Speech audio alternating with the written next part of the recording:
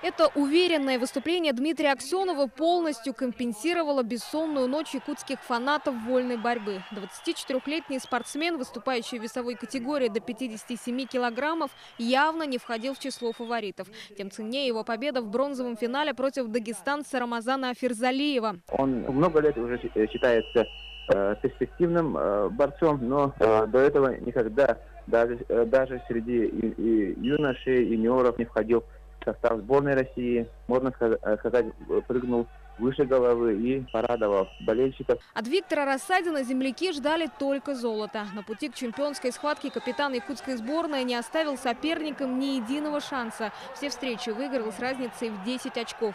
На табло 3-1. До заветной победы 8 секунд.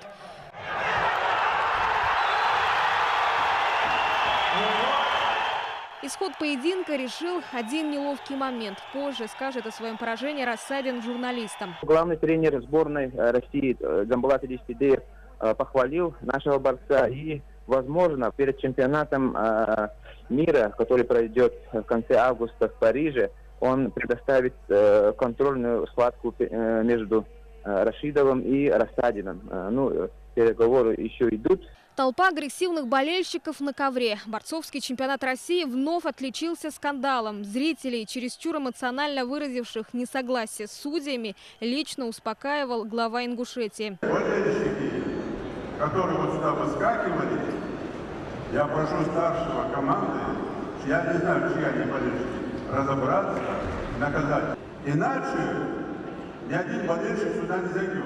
Руководитель Федерации борьбы Михаил Мамиашвили и вовсе пригрозил, что при таком поведении трибун чемпионаты будут проводиться на Северном полюсе.